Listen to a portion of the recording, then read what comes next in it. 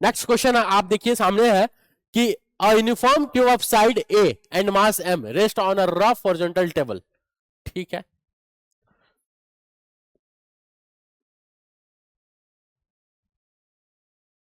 A uniform cube of side A, uniform cube of side A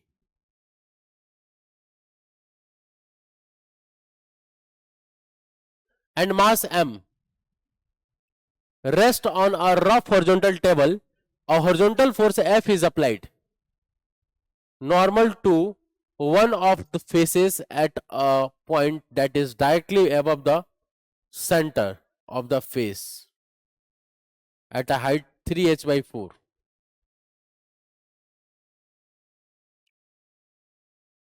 three A by four distance पर F force लगाया गया above the base. The minimum value of f for which the cube begins to tip about the angle is about the edge is assumed that the cube does not slide.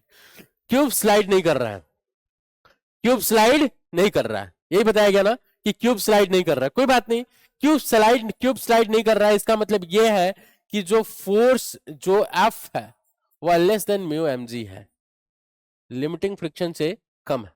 पहली बात तो यह है, यानी कि force और friction की value बराबर आने वाली है. यहां पर क्या है, मान लेते हैं सेंटर ऑफ मास है.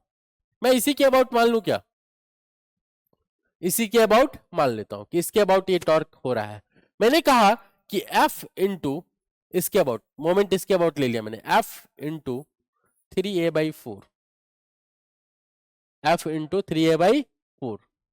जब ये यहां होगा, ठीक है, इसके अबाउट लिया है मैंने, इसके अबाउट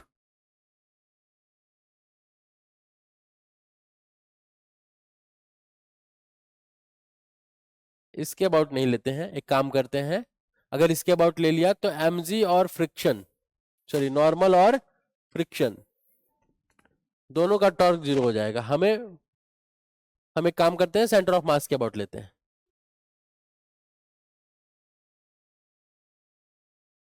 F इंटू, यहां सॉल्यूशन बनाते हैं, F into a/4, F into a/4. ठीक है, क्लियर है, F इंटू a/4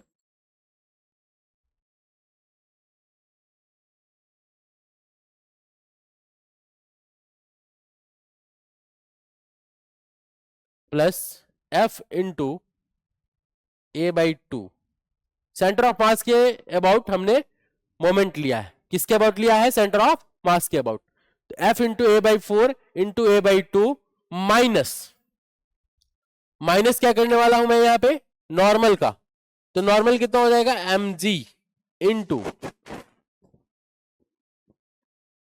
a/2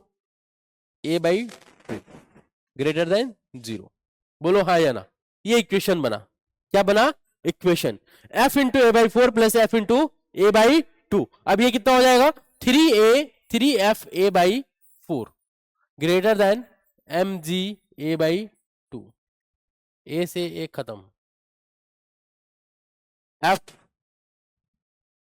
2 से 2 खत्म, F greater than 2mg/3. Option कौन सा हुआ, option C is the correct answer of this question.